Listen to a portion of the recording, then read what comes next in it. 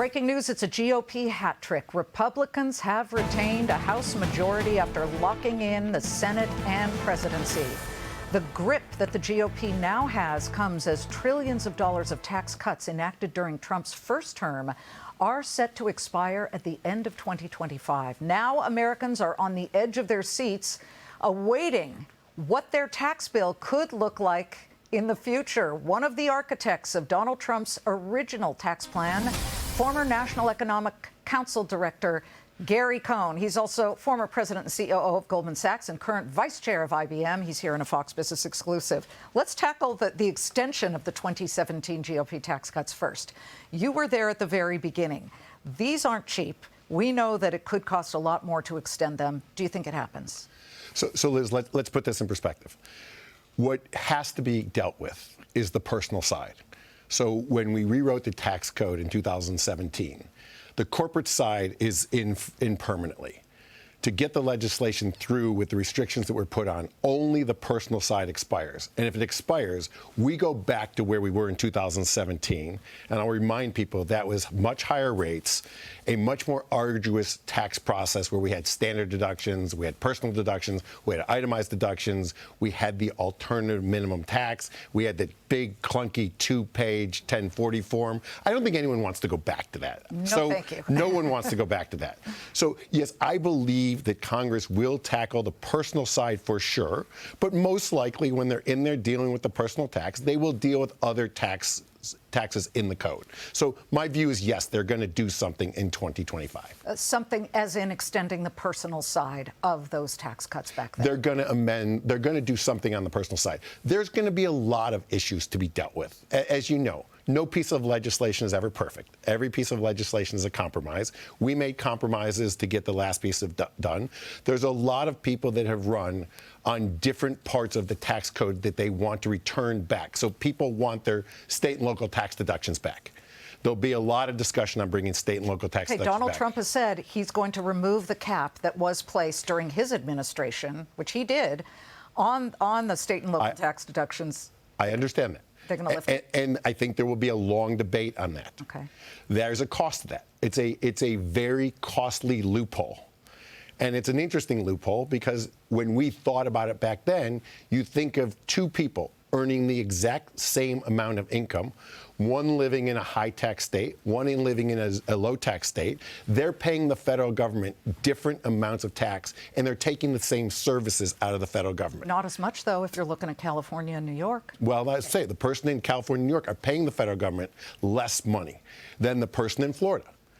And they're getting the same services from the federal government. Does that make sense? You have to ask yourself that. So, look, I do think they will look at the SALT deduction. They may increase it. They may remove it completely. But that's a multiple, it's close, probably at this point, it's probably close to a $2 trillion item over 10 years. So you have to figure out how to pay for these items. And look, when you do tax legislation, there are lots of moving parts. It's not one part, other part. When we did it in 2017, there were about $6.5 trillion of tax cuts and about $5 trillion of tax adds, netting to about $1.5 trillion. Okay, so this costs money. We know that he has put Elon Musk and Vivek Ramaswamy in to start bringing out the machete and chopping. But if you look at what is expected to be an untouched Social Security, Medicare, Medicaid, the entitlements, that equals about $5 trillion.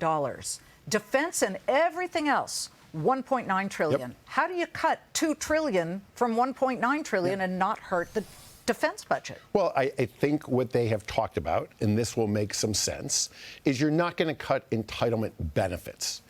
There are huge administrative costs behind there. So are the costs to administrate these plans effective? Or are we wasting a lot of money in the administrative plans? We have a lot of cost in the U.S. government in a lot of different regulatory agencies that potentially overlap. The CFPB and the SEC, they both are regulators for retail investors. Do we need two of them? I'm not saying we don't, but these are questions that should be asked because at the end of the day, Both those agencies are very expensive, and you have to think about what it costs us as a federal government or its taxpayers to have those agencies. How are those agencies run? How effectively are they run? They're bloated. They're bloated. Okay, so here's where you're going to get the money. You're going to get the money by making these organizations more efficient. You're going to invest in technology. I don't think the federal government is invested in a lot of technology. I don't think there's a lot of AI in the government. I don't think there's a lot of high-end computing in the government. We're going to use modern technology to make the government more efficient and cut down on the administrative cost. Administrative cost is huge in the U.S. government. You already saw what's happening with the EV sector today. Even Tesla, which of course Elon Musk is the CEO of, those stocks are falling because apparently, according to Reuters, the Trump transition team has already started to put together the plan to kill the subsidy of $7,800 per EV, but in part to raise, to clear the way for at least new tax cuts. Now, let me ask you about the fact that both Donald Trump and Kamala Harris said they would eliminate taxes on tips for the working man. That's an interesting thing. You know, could it happen? And you know, Democrats would probably not want to vote against something like that. And Republicans don't really have a taste, at least at the moment, to go against the new president who's coming. So, Liz, on the EV credits, yes, that was part of the Inflation Reduction Act. I think the Trump campaign was very clear on the Inflation Reduction Act. President Bush also gave energy credits. No, they did, but they've been very clear on the last Inflation Reduction Act. They were going to go and claw back any of the money that wasn't spent, and they were going to use that money as savings. So what they're saying today is totally consistent with what they said on the campaign trail. So I don't think anyone should be surprised by that. I think when you look at the tax code, all of these items that were talked about on the campaign trail, they'll be looked at. It will be looked at, what do we do with tips? What do we do with overtime? What do we do with Social Security? If we do that, if we change that, how do we collect money? How do we pay for the government? There's gives and takes in all of these conversations. All of the things that keep the trains running and the lights on. Exactly. Now let me bring in tariffs, because you're not a tariff guy. In fact, people who don't know this, by the way, Gary's first job out of college was at U.S. Steel. It was. What did you do there? But, I mean, now we're talking about the fact that in the rearview mirror during the Trump administration, he slapped tariffs on foreign steel and aluminum imports. And we saw what happened to those companies' stocks after those tariffs were slapped on, and those stocks went south. Do you foresee these widespread tariffs coming to pass, and what could that do to the economy? Liz, let me clarify this. I think tariffs are a really important tool for the president. We should not take tariffs away from the president. There are times when they are completely necessary, and they're an unbelievable bargaining leverage tool. Like national security? Yeah. If a country or a company is dumping product into the United States where we manufacture that product and they're creating unemployment and they're putting people out of jobs, we should protect U.S. employees. So if you look at Chinese EVs, for example, that's a great example to me. You know, the Chinese can produce an EV very cheap, in the mid-teens thousands of dollars, because they don't have a cost of capital. They're state-owned enterprises. They don't pay a living wage. They don't care about the environment. Our U.S. manufacturers have to pay living wages. They have to care about the environment. They have shareholders they have to return capital to. So the cost to build that car in the United States is dramatically higher. We should protect our U.S. manufacturers. So I'm all for tariffs and protecting the EV industry. So you wouldn't let the Nippon Steel, U.S. Steel merger go through?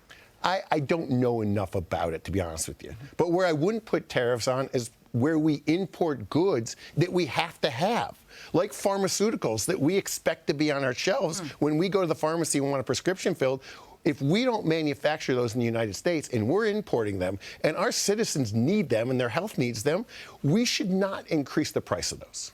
Okay, I'll just finish with this.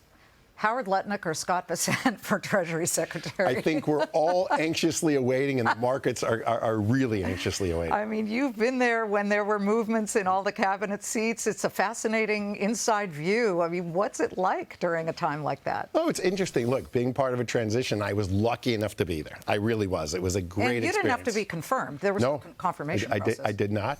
But being part of a transition is an enormously interesting time where there's lots of people coming in, lots of people coming out. And the president-elect has some really tough, impactful decisions to make. And look, I'm actually happy that he's taking time on the economic decisions I think at the end of the day, the economy was the big deciding issue in this election. So taking time and getting the economic decisions right makes sense to me. Once senators found out that you were a Cleveland Browns fan, you would have not been confirmed, I can tell you that. Well, and I would have stuck by you no matter what. Thank you. Gary Cohn, great to have you. Thanks for having me. Please come back. Anytime.